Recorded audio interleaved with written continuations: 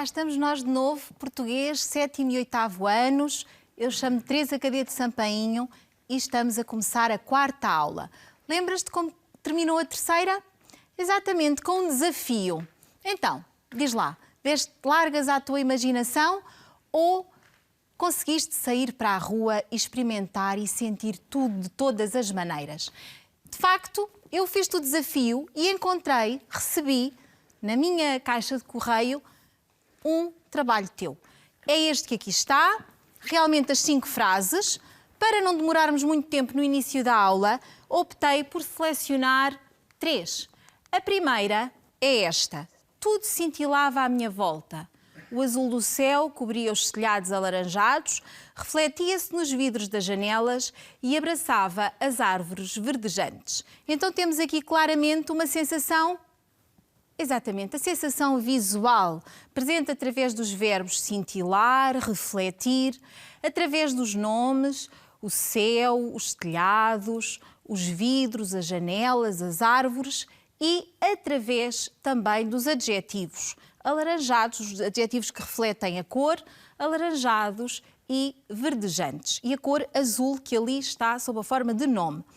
Então, sensação visual. E será que conseguiste incluir aqui um recurso expressivo? Sim, claramente. Repara, o céu abraçava as árvores verdejantes. O que é que isto significa? Que envolvia toda a natureza. Trata-se de uma personificação.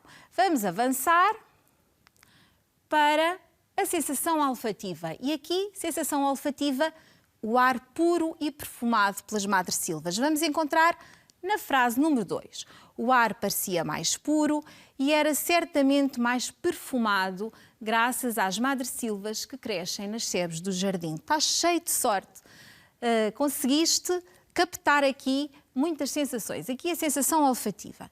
E a terceira frase, a sensação auditiva, que está no canto dos pássaros. Apesar de reinar a calma, e aqui já temos a sensação auditiva porque calma é sinónimo também de silêncio, de paz, havia uma verdadeira orquestra a receber-me. Os pintacilgos, os melros, as cotovias cantavam ao desafio. Aqui temos uma metáfora onde a orquestra era como se aquelas aves, aqueles pássaros, formassem uma orquestra.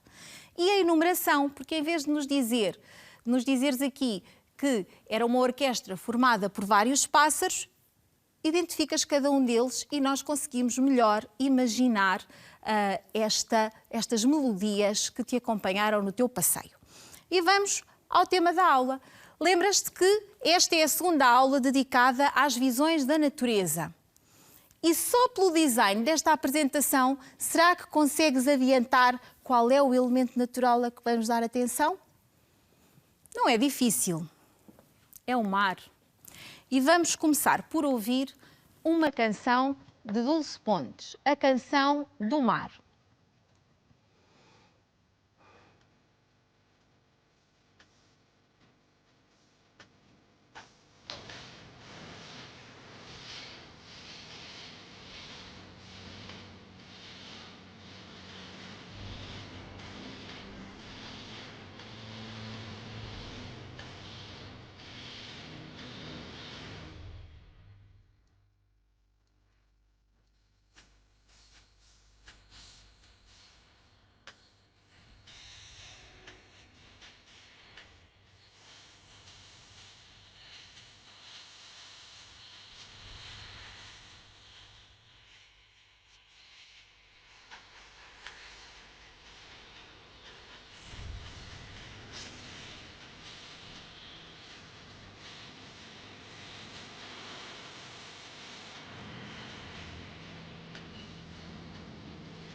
Ora bem, é a primeira estrofe do poema da Canção do Mar. E o próprio título remete-nos para o mar. Mas depois nesta estrofe também há palavras relacionadas com o mar. Se te lembras da nossa 2ª aula, da primeira, do Cavaleiro da Dinamarca, apareceu lá a palavra vatel, uma pequena embarcação. E depois temos outras palavras alusivas ao mar. A própria palavra mar, o adjetivo cruel e depois o mar bramindo. Bramir também foi um verbo que apareceu numa das nossas aulas anteriores e que significa rugir, aquele ruído grave e assustador que o mar pode fazer. Então, como é que este mar é caracterizado aqui? Que tipo de mar temos aqui? Um mar cruel, um mar bravo, um mar desafiador, um mar perigoso. Está patente nos versos e estava patente nas imagens que talvez tenhas conseguido ver bem, porque aquele vídeo é um bocadinho escuro. A seguir, vamos ver outra visão do mar. Neste quadro. É um quadro de Salvador Dalí e que se chama Figura à Janela. Vamos observar este quadro e, mais uma vez, eu reforço que há meninos que podem não ter oportunidade, podem não conseguir ver, porque são invisuais, vão acompanhar a nossa descrição do quadro, está bem? Então, vamos observá-lo. Olhar, ver e reparar, tal como referíamos na última aula. Então, o que é que nós vemos aqui? Sensações visuais. Olhar, abranger tudo. Vemos uma grande janela e uma figura feminina que está debruçada nessa janela, não é? Exatamente. Uma figura feminina de costas, nós não lhe vemos a cara, debruçada na janela e observando uma paisagem marítima, observando o mar. Isto foi a olhar, a ver. A ver é a seguir, porque vamos dar mais atenção. Continuamos com as sensações visuais. E o que é que vemos? Talvez consigas ver, se não consegues ver porque a imagem pode não ser muito nítida, mas vê-se a paisagem marítima. O mar, ao longe a costa, a linha de costa, eventualmente uma praia e um barco à vela. E podemos inferir, podemos deduzir, podemos imaginar. Esta rapariga aparenta estar calma. A posição dela indica isso mesmo. Ela está inclinada, com os cotovelos apoiados no peitoril da janela e está a admirar a paisagem. Pode até também estar à espera de alguém, mas essa espera não é uma espera ansiosa, é uma espera segura, até porque o mar parece estar calmo, não é? Vamos continuar a observar. Vemos a praia ali, o barco à vela, que também lá está, ali um bocadinho acima da cabeça da rapariga, e a sua calma. Vamos continuar a observar o quadro e continuamos com sensações visuais. As cores. Que cores temos neste quadro? Serão cores fortes? Cores vivas? Não.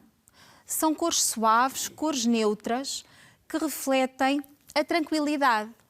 E temos também algumas transparências. Se reparares com atenção, as cortinas são transparentes e conseguimos perceber de onde é que vem a luz, porque a rapariga está mais iluminada do seu lado esquerdo. Isto tudo já é ver e reparar, já é dar mais atenção ao quadro. E vamos continuar. Continuar agora, ainda com sensações visuais, mas também com sensações auditivas e com o movimento. O movimento. Como é que nós vemos ali movimento? Vemos, imaginamos a ondulação. Repara, as cortinas parecem estar a ondular com o vento, não é? O cabelo da menina também. E o mar também tem uma ondulação suave. Portanto, tudo isto nos transmite uma sensação de calma, de paz, um mar tranquilo. Vamos continuar e a partir daqui vamos para o mundo da imaginação, das inferências, aquilo que nós imaginamos se estivéssemos ali onde aquela rapariga está. As sensações olfativas e táteis. Então, o que é que vocês acham que ela sente? Cheira exatamente à brisa marítima. E esta brisa marítima sente-se porque é uma aragem que lhe faz mover o cabelo, que faz mover as cortinas, mas também se cheira. O cheirinho do mar é tão bom. E nós quase que podemos sentir isso olhando para esta imagem. Como se a televisão, e eu já ouvi outros professores a usarem esta imagem aqui no estudo em casa, como se a televisão fosse e é verdadeiramente uma janela aberta para o mundo. E neste momento é assim mais do que nunca. Então, temos até aqui, nesta aula, duas visões do mar. Duas visões do mar que Fernando Pessoa nos transmitiu de forma magistral num poema dedicado ao nosso mar, ao mar português. São dois versos que eu uso sempre que tenho oportunidade porque gosto muito deles. Deus ao mar o perigo e o abismo deu. Estão a ver? A dimensão do mar cruel, do mar bravo, do mar perigoso. E por outro lado, mas, reparem na adversativa mas, há aqui uma oposição, porque o mar tem estas duas faces, nele é que espelhou o céu. Portanto, o mar tem também esta dimensão de perfeição, de divino. E é esta dimensão que Sofia de Melbreiner nos dá no poema que vamos analisar a seguir. O poema chama-se Mar Sonoro. E aqui temos que dar especial atenção aos meninos que não ouvem. E a quem eu peço que recorram às suas sensações quando se aproximam do mar. Claro que não serão sensações auditivas, mas por vezes, se o mar estiver bravo, sentem a vibração e, como vocês têm os sentidos todos muito desenvolvidos, certamente se lembrarão dos aromas, daquilo que sentem na pele e daquilo que veem. Então, eu vou ler o poema. Acompanhem-me, por favor. Mar sonoro, mar sem fundo, mar sem fim. A tua beleza aumenta quando estamos sós e tão fundo, intimamente, a tua voz segue o mais secreto bailar do meu sonho. Que momentos há em que eu suponho seres um milagre criado só para mim. Sofia de Melbreiner dedicou muita da sua obra ao mar, à praia, e tu certamente recordas, o Cavaleiro da Dinamarca faz uma viagem por mar, os alunos que estão no 8º ano, tu que estás no 8º ano, certamente leste a saga, e depois muitos poemas dedicados ao mar, porque ele fazia de facto parte da sua vida, ela identificava-se muito com ele, era o seu elemento. Como é que ela caracteriza aqui o mar? É um mar sonoro. E esta valorização da sensação auditiva aparece ainda noutra palavra, a tua voz. Depois, portanto, isto é a dimensão auditiva, é um mar sonoro. Depois temos mar sem fundo, mar sem fim. Que ideia é que isto nos transmite, estas duas expressões?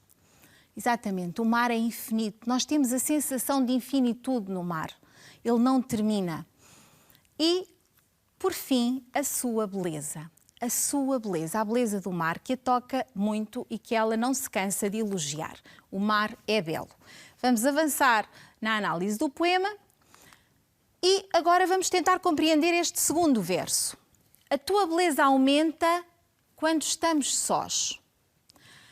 Então, isto significa que o sujeito poético, quando está a sós com o mar, tem mais disponibilidade, mais capacidade para apreciar e valorizar a beleza do mar.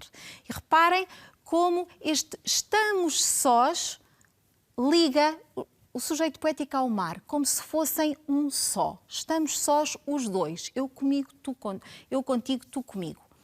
Portanto, a solidão altera a sua visão do mar porque ela consegue valorizar melhor a sua beleza. Vamos continuar. E agora, recursos expressivos. Pois temos que ir sempre aos recursos expressivos. Então, o primeiro aparece ali em mar, mar e mar. Mar 3 vezes. Tantas vezes que tu ouves a tua professora dizer que eu te digo, deves evitar as repetições, mas aqui a repetição tem um valor expressivo. O recurso expressivo é exatamente a repetição e que reforça a admiração que o sujeito poético tem em relação ao mar. Por isso é que repete tantas vezes a palavra no título e depois 3 vezes no primeiro verso. Outro recurso expressivo que está presente na expressão a tua voz. É fácil, não é? O mar tem voz, Não, mas estamos-lhe a atribuir uma voz. É a personificação. É o som humanizado do mar como se fosse uma pessoa cúmplice e próxima do sujeito poético, com quem ele estabelece uma relação. Vamos avançar. Outro recurso expressivo, agora presente em a tua voz segue o mais secreto bailar do meu sonho. Vocês acham que a voz do mar vai atrás mesmo do sonho do sujeito poético? É como se fosse. Então, se é como se fosse, é uma metáfora. Como se o som do mar acompanhasse, fosse a música de fundo dos sonhos do sujeito poético. E vamos avançar ainda para o sentimento que o sujeito poético tem relativamente ao mar. E é fácil, já percebemos. É uma admiração pela sua beleza e pela sua infinitude. É um sentimento que percorre muitos dos seus poemas. Por outro lado, também há aqui um sentimento de sintonia e paz pela cumplicidade, porque quando eles estão sós, quando o sujeito poético está só com o mar, ouve intimamente a sua voz, sente-se cúmplice, sente-se ligada ao mar. E também um sentimento de assombro, de admiração, por pensar que o mar é um milagre criado só para si, é exclusivo, é privado. Só este sujeito poético é que consegue estabelecer esta ligação com o mar, como se ele só existisse para ela, para Sofia.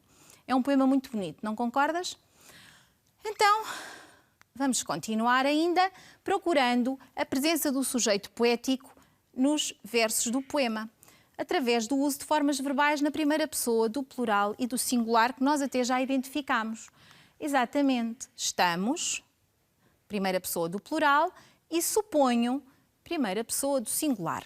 Há mais marcas do sujeito poético nestes versos, nomeadamente, são fáceis de encontrar, são tudo marcas de primeira pessoa, portanto, o determinante possessivo de primeira pessoa do singular e os pronomes pessoais de primeira pessoa, eu e mim. Como vês, saber identificar as classes de palavras é muito importante também para compreendermos um texto. Vamos avançar. O que é que falta agora? A análise formal. E, para começar, estamos perante um poema que tem quantos versos? Exatamente. Tem uma única estrofe de 6 versos, é uma sextilha. A seguir, ainda dentro da análise formal, o esquema rimático. Fim a rimar com mim, sós com vós, sonho com suponho. Portanto, o esquema rimático é A, B, B, C, C, A. E a partir daqui já consegues classificar a rima. Exatamente. A rima, temos ali uma rima interpolada, aonde? Exatamente em A. Os versos rimam tendo de permeio 4 versos.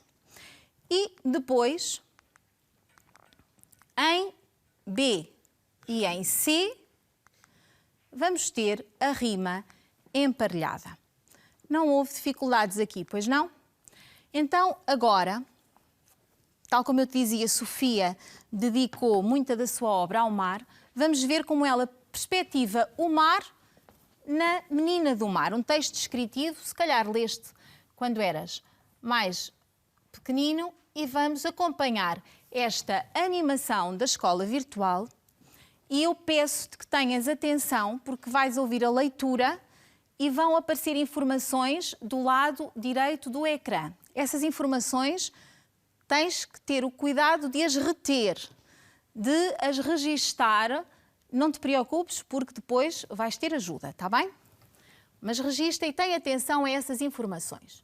Então, vamos lá pôr isto em ecrã cheio. Exatamente, e vamos começar. Geralmente, numa narrativa, há momentos de descrição que permitem ao leitor ver os ambientes, os lugares, as personagens ou os objetos de forma mais ou menos detalhada. Estas descrições são fundamentais para que se fique a conhecer as características de alguém ou de algo. Ouve com atenção este excerto da Menina do Mar, de Sofia de Mello Briner Anderson, através do qual poderás analisar algumas das marcas do texto descritivo. Era uma vez uma casa branca nas dunas, voltada para o mar. Tinha uma porta, 7 janelas e uma varanda de madeira pintada de verde. Em roda da casa havia um jardim de areia, onde cresciam lírios brancos e uma planta que dava flores brancas, amarelas e roxas. Nessa casa morava um rapazito que passava os dias a brincar na praia. Era uma praia muito grande e quase deserta, onde havia rochedos maravilhosos. Mas durante a maré alta, os rochedos estavam cobertos de água. Só se viam as ondas que vinham crescendo de longe até quebrarem na areia com um barulho de palmas. Mas na maré vasa, as rochas apareciam cobertas de limos, de búzios, de anémonas, de lapas, de algas e de ouriços. Havia poças de água, rios, caminhos, grutas, arcos, cascatas. Havia pedras de todas as cores e feitios, pequeninas e macias, polidas pelas ondas. E a água do mar era transparente e fria. Às vezes passava um peixe, mas tão rápido que mal se via. Dizia-se, vai ali um peixe, e já não se via nada.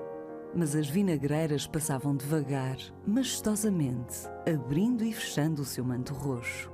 E os caranguejos corriam por todos os lados com uma cara furiosa e um ar muito apressado. O rapazinho da Casa Branca adorava as rochas. Adorava o verde das algas, o cheiro da maresia, a frescura transparente das águas. E por isso tinha imensa pena de não ser um peixe para poder ir até ao fundo do mar sem se afogar. E tinha inveja das algas que baloiçavam ao sabor das correntes com um ar tão leve e feliz. A primeira frase do texto apresenta de imediato um dos locais descritos pelo narrador, uma casa. De seguida, é acrescentada a informação sobre essa casa, onde podemos encontrar diversos nomes como dunas, mar, porta, janelas, varanda, jardim, lírios, entre tantos outros. Repara que esta predominância de nomes se mantém ao longo da descrição da praia, que está à frente da casa, e que na maior parte dos casos, estes nomes surgem acompanhados de adjetivos como grande, deserta, maravilhosos, pequeninas, macias, transparente ou fria. A predominância de nomes e adjetivos é uma das características do texto descritivo. Ora, eu parei um bocadinho só para te dar tempo de registares aquelas características, a predominância de nomes e adjetivos, não é? Que contribui para a descrição dos espaços, porque temos os nomes para dizer o que está a ser descrito e os adjetivos para classificar e qualificar esses nomes. Vamos continuar. Uma vez que permite nomear e caracterizar os elementos presentes na descrição. Outra das características do texto descritivo é o uso frequente do pretérito imperfeito do indicativo, como se pode verificar através das formas verbais era, passava, via ou corriam. O presente do indicativo também é usado em diversas descrições. Ora, a referência à sensação... Deixa-me só parar um bocadinho. Eu sei que avançou, mas tu vais registar facilmente que os tempos verbais utilizados na descrição são, recordas-te? Exatamente, o pretérito imperfeito do indicativo e o presente. E agora podemos avançar para as sensações. E para as sensações tu não vais precisar de tempo de registro, porque sabes quais são. Temos falado muito delas. Vamos ouvir. Mas também está presente no texto descritivo, como podes verificar neste excerto. Há a presença de sensações visuais em passagens ou expressões como varanda de madeira pintada de verde, lírios brancos, planta que dava flores brancas, amarelas e roxas, ou pedras de todas as cores e feitios, pequeninas. As sensações de movimento também se destacam. São exemplos os excertos: as ondas que vinham crescendo de longe, as vinagreiras passavam devagar, majestosamente, abrindo e fechando o seu manto roxo, e os caranguejos corriam por todos os lados. Podemos ainda identificar sensações auditivas em expressões como quebrarem na areia com barulho de palmas, bem como sensações olfativas na passagem, o cheiro de maresia, e sensações táteis em e a água do mar era fria e pedras polidas pelas ondas. Os recursos expressivos desempenham um papel importante, uma vez que tornam o texto mais expressivo. Destaca-se a personificação em exemplos como "E os caranguejos corriam por todos os lados com uma cara furiosa e um ar muito apressado", ou "Algas que baloiçavam com um ar tão leve e feliz", bem como a enumeração, por exemplo, do que se conseguia ver quando a maré estava vasa. As rochas apareciam cobertas de limos, de búzios, de anémonas, de lapas, de algas e de ouriços. Havia poças de água, rios, caminhos, grutas, arcos, cascatas. A metáfora também é um dos recursos expressivos que podem estar presentes no texto descritivo. E este excerto não é exceção, como podes verificar na expressão "as vinagreiras passavam", abrindo e fechando o seu manto roxo, em que é estabelecida uma relação entre pétalas das flores e um manto. Nas descrições também podem surgir palavras e expressões que ajudam a ordenar os elementos descritos, como é exemplo a passagem "em roda da casa". Além destas expressões, o fio condutor da descrição é também mantido pelos conectores. Neste excerto, destaca-se o conector "e", que apresenta um valor de adição, ou seja, os elementos vão sendo descritos de forma cumulativa. Então, recapitulando, e porque o teu desafio vai ser apresentar esquematicamente as características do texto descritivo, acredita, vai-te dar jeito para aulas que ainda vais ter, não só de português, mas outras relacionadas com o português. Recapitulando, quais são as características do texto descritivo? É um texto em que a ação não avança, em que paramos para descrever uma realidade, um espaço, para descrever alguém, uma pessoa. E nessa descrição vamos recorrer às classes de palavras do nome, do adjetivo e do verbo. O nome porque nomeia a realidade que estamos a descrever. O adjetivo porque qualifica essa realidade. E o verbo porque nos vai apresentando aquilo que estamos a ver. O verbo aparece em que tempo? Registaste? Eu dei-te tempo. E parámos ali a imagem para tu registares. E depois eu repeti. Exatamente. O pretérito imperfeito do indicativo. Aquele que nos remete para uma ação que se prolonga no tempo. Portanto, não é um avanço na ação, é uma pausa no tempo. Pretérito imperfeito do indicativo. Ou então, o presente do indicativo que remete para uma realidade estática. Também na descrição temos a referência às sensações visuais, auditivas, táteis, olfativas e as de movimento. Neste excerto da Menina do Mar que acabaste de ouvir e que é muito bonito, estavam bem presentes. E também o uso dos recursos expressivos, que temos abordado muito ao longo destas últimas aulas. A enumeração, porque vamos enumerar aquilo que estamos a observar e que estamos a descrever. A metáfora, para embelezar a descrição do que estamos a ver. A personificação, que também contribui para nos criar imagens diferentes. A comparação, a repetição, enfim, os vários recursos expressivos. Quase que aposto que já tens o teu trabalho feito. O desafio era apresentar, como eu já disse, esquematicamente. Ora, vamos lá tirar isto do modo de apresentação. Eu não consigo tirar. Vamos ver. F11. Já vou conseguir. Então, vamos voltar ao nosso desafio. E o nosso desafio era exatamente... Vamos voltar ao fim do nosso PowerPoint. O desafio era apresentar as características do texto descritivo e resta-nos sistematizar o final da nossa aula, que eu vou projetar em ecrã grande, para me despedir a seguir. Exatamente. O que é que nós fizemos? Uma janela virada para o mar, foi o tema da nossa aula, homenageando o quadro de Dalí. Ouvimos um excerto da Canção do Mar por Dulce Pontes, explorámos o quadro à exaustão, olhámos, vimos, reparámos, ajudámos os nossos amigos que não veem a criar uma imagem interior daquele quadro, analisámos o poema de Sofia Mar Sonoro e pronto, até à próxima!